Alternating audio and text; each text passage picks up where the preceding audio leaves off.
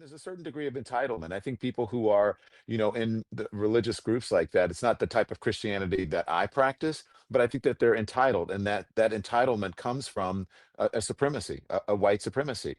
And they think that this country was built for them, that it is a Christian country, when actually we left England because we wanted religious freedom. It's religious freedom, but only if you're a Christian and only if you're a white male, pretty much.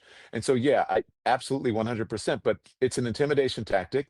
And, I said, I don't understand how I've become the face of it when I was a journalist. I do understand that I'm the biggest name there. And I'm also, as I was on with my producers this morning, you and Kylie talk all the time. My producers were saying, I said, how did I become the face of this? And my producer said, Don, you're a gay black man in America. And there's We got to talk about Don Lemon. We also got to mention Nicki Minaj because she's been in the spotlight recently as well regarding this whole Don Lemon situation. And if you guys aren't familiar with the whole situation, I covered it the other day, but I'm sure you guys have heard about the whole storming into the church, right? Terrorizing Christians who were just praising Jesus, right? And Don Lemon has found himself in some hot water, and CNN actually delivers some serious bad news. And when it's coming from the Communist News Network, you know it's bad. You know it's real bad. When even they can't cover for you, you more than likely are in some deep trouble. But let's talk about this whole Nicki Minaj situation first, because she had something to say, and I'll let Don Lemon explain it. Check it out.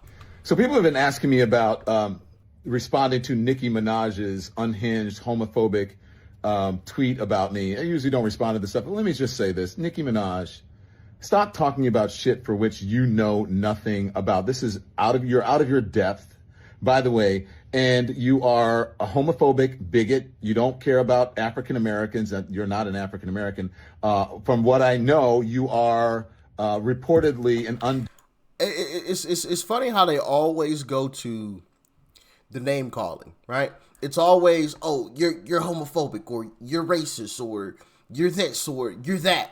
It's never, hey, let me address what it is that this individual is saying to me. It's always, let me slap this person with some type of label of some sort.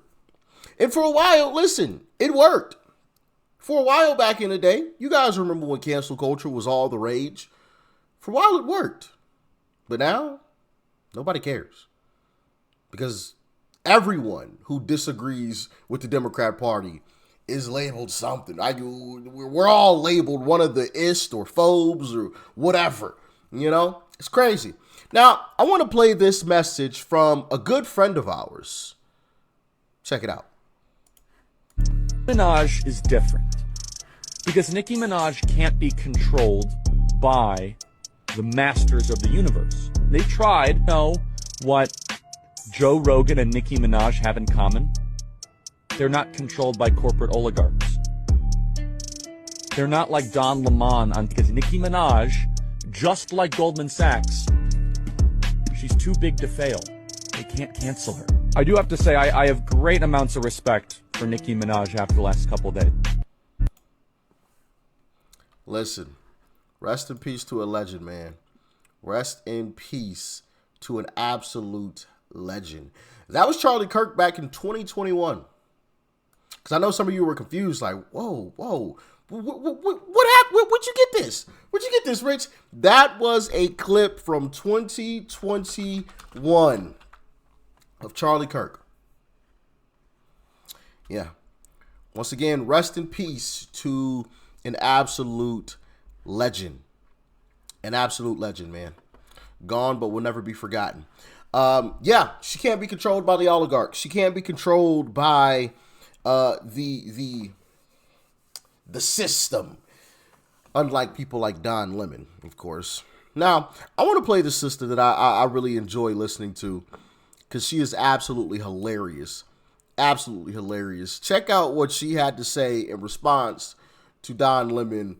And we're going to get into the meat and potatoes here in just a second. We're going to get into the CNN clips. But I want to play this because I think you guys would really, really enjoy it. Check it out. Administration and the fake news magazines are losing their mind over something that's not even true. Oh, no, sir. This ain't got nothing to do with MAGA. This got everything to do with you taking your ass up in that church and harassing people like that. Now you want to circle back and act like, oh, well, I'm in no affiliation, association. No.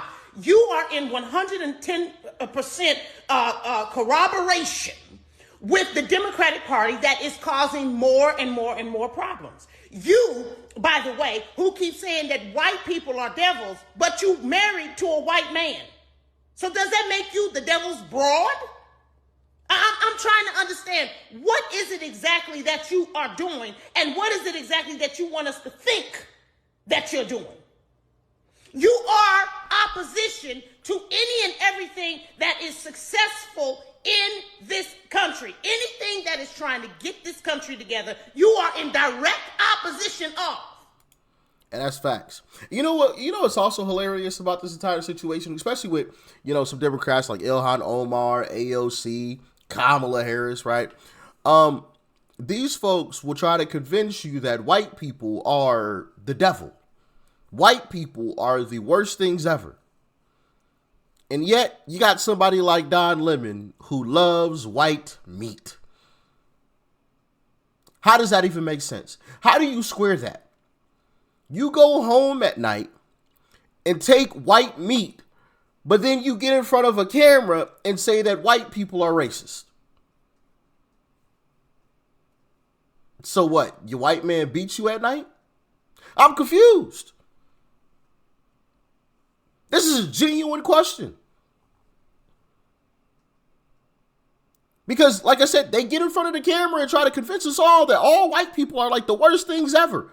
But yet, you look at who they lay next to at night, and you find out that a lot of them actually lay next to a white person. So how does that even make sense? How do you square that? I'm lost. I really am. Can anybody explain it? Please let me know. But then you want to come back and try to play the victim. No. You're not a victim, Don. You are not a victim. You are 100% guilty of all the shit that you have already done. And then you keep doing it. Then you keep doing it. Then you want us to come in and go, oh, well, it's the news. It's the news. You're a damn journalist yourself. Listen, people. I keep trying to tell you, we're doing a complete separation. If you are not a melanated American, if you are not one of our non-melanated cousins, all y'all can get out. Even the people that were born here. If you do not like this country, and Don, you got plenty of money, take your ass somewhere else. You and your husband. Why don't you go somewhere? Where is all the rest of these people? Where did what's the name? The white lady that had the TV show. Go with Portia. Go with Ellen DeGeneres. Why don't you go be neighbors with Ellen and them? Just get that fuck out. Hey, listen, I've been saying for a little while now, we should ship all of the liberals to Europe, right? And we bring all of the conservatives that are in Europe to America. I'm just saying, Europe is already too far gone. It's controlled by liberals over there, so why not? Why not? That will be their safe haven. They would love it. Liberal ideas all over the place. They can have at it. And we bring all the conservatives here to America. Sounds like a great idea to me. Sounds like a great idea to me. Now, let's hop into the meat potatoes. I know I buried the lead a little bit here, but I want you guys to take a listen to what CNN had to say about this entire situation that went down with Don Lemon, because according to Don Lemon, he shouldn't be in trouble for anything. But CNN has a little bit something different to say. Check it out. Making it clear where the administration stands on their investigation. We are absolutely investigating. Our civil rights unit has already sent experts out to Minneapolis today. The civil rights unit, the U.S. Attorney's Office, the FBI, DHS is investigating this. It's a crime. And so they will face a jury. If they're convicted, they will go to prison. All right, with us now, CNN senior legal analyst Ellie Honig. And to be fair, we had a discussion yesterday. We were way out ahead on the legality of this, but just remind people what the law says. And the FACE Act, which is what apparently the federal government is looking at here. So there are actually two laws, one of them being the FACE Act, the other being the Civil Rights Law, which says it is a crime to intentionally interfere with another person's free exercise of religion. Rarely used, these laws, but they certainly exist, and the conduct that we see here on its face seems to meet the requirements of those laws. Is it intentional? Sure. Are they interfering with people's exercise of free religion? You see it on these videos. They intentionally went into a private church, so it is met on the face. Now, I do have to say, DOJ ought to think about the other factors. How long was this interruption? Was it brief? Was it long-term? It was just a matter of minutes or hours. And second of all, there was no violence used, no injuries. That said, the elements of the laws do seem to be met here. What does it tell us that the Deputy Attorney General is making clear that the full force of the Civil Rights Division is rushing out to Minnesota to investigate what happened in this church here, while at the same time he says there's no investigation into the killing of Renee Good? A notable contrast in approaches here with the church interference. Because you could see exactly what happened to Renee on camera. You could slow it down, you could spin it around, you could flip it upside down. You can clearly see that she struck the ICE agent with a vehicle. And you can clearly see that the first bullet went through the front windshield. Now, unless we live in the Matrix, I don't know of anybody that can bend bullets like David Beckham. You know? I don't know of anybody. Now, if you know somebody, let me know. Whoo! You got to have somebody like that on your side. You don't want them going against you. They can bend bullets like Beckham? Oh, yeah, nah, ain't nobody safe. Goodness gracious. But on a serious note, you can clearly see what happened. I broke down a video. Some of you guys watched that. Clearly see, in slow motion, tires spinning, which obviously means the engine's revving, okay? As an ICE agent, or as just a person, you hear this engine revving, you hear the tires spinning, and then the car starts to move in your direction. And then it strikes you. I mean, it's clear as day. So, case closed. Just because some people are outraged doesn't mean that you have to spend or waste a bunch of taxpayer dollars to investigate something that you can clearly see on video. Doesn't matter that people are angry, right? Right? Like that's what I think they want to happen. Like they want a bunch of taxpayer dollars to be wasted doing this long, drawn-out investigation when it doesn't call for that. I mean, it's cut and dry. It's cut and dry. Now, if an ICE agent like did something blatant, like just walked up to a leftist and just for no gosh darn reason, of course, I would be one of the first people like, no, that ICE agent was wrong. Arrest him and put him in jail for 100 years. 100%. That's wrong. You should just walk up to some random person and just, wow. You know, I don't care if I disagree with their politics. They don't deserve to die like that for nothing. No. But also, on the flip side, if you assault a federal agent with a 4,000-pound vehicle, I mean, it's common sense what's going to happen to you in that situation. That's not exactly an innocent bystander just standing there doing absolutely nothing. You know what I mean? So it's cut and dry there. It's cut and dry. In my humble opinion, but as always, y'all can let me know your opinions in the comments. It is all hands on deck. We are going after them. These are crimes. They will be charged. With the shooting of Renee Good, regardless of one might think the ultimate conclusion should be, the approach of DOJ and Todd Blanche has been, we're not even going to look. We're not even going to do an investigation. And as we discussed yesterday, FBI actually opened an investigation, which apparently now has been shuttered. So yes, definitely some distinction there in the approaches. Given how clear the law does seem with what happened at that Minnesota church, if you were defending these protesters, what would you tell them? I mean, how would you handle this? Yeah, well, first of all, I would have advised them not to do this. Right. But if I did get one of these cases now, I would prevail upon DOJ to look at the discretionary factors. I would say this was a momentary interruption. It's not as if they stopped these people from worshiping over days or weeks. And I would use the argument that it was not violent. But what I would be doing there is appealing to DOJ on the soft factors, not on the actual elements of the crime. And they're very So basically, yeah, they broke the law, but you know, they didn't go way over the top breaking the law, but they did break the law. So just leave them alone this time. They'll know the next time. Nope. We got you breaking the law on camera. You got to go. you got to go. You know, because think about it. Would we get that same grace if the roles were flipped? In any situation, obviously, I don't think any conservative, any Republican would be running into a church. But had the roles been reversed and Kamala Harris were president, you had a bunch of Republicans do something very similar to this, you know, very similar to running into a church and protesting or whatever.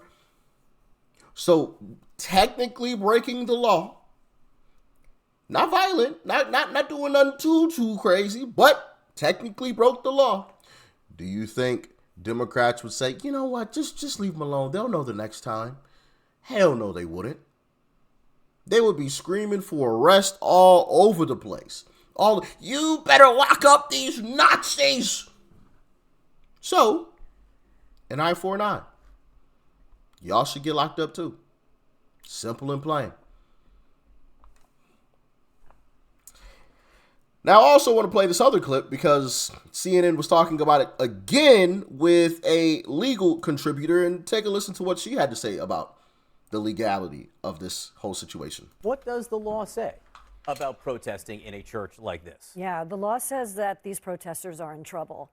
There's a federal statute called FACE, F-A-C-E, that says if you interfere or physically obstruct another person's First Amendment right to exercise their freedom of practicing their religion, it is a federal crime. Now, had these protesters stood outside the church, been on the sidewalk, been on the street, they likely would have been protected by their First Amendment right to protest. But you're allowed to protest in a public forum, but that right is not absolute. They crossed the line when they went inside a church. And I think of it almost like, a church is public property. Imagine if protesters went inside a hospital to protest Medicaid or health policy and interrupted treatment of patients. It's really not that different. What does... I'm going to play that one more time because, what she said there was as clear as day. You cannot confuse it. It was... a church like this. Yeah, clear. The law says that these protesters are in trouble. The law says that these protesters are in trouble. Boom. And you know who was in with those protesters? None other than Don Lemon.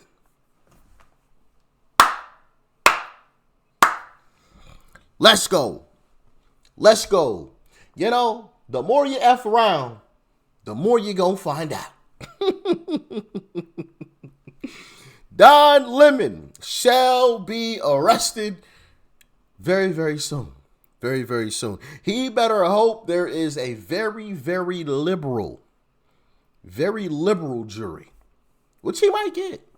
He might get, unfortunately, because we have seen those types of situations where a very liberal jury releases someone that shouldn't have been released. But the law says these folks are in trouble.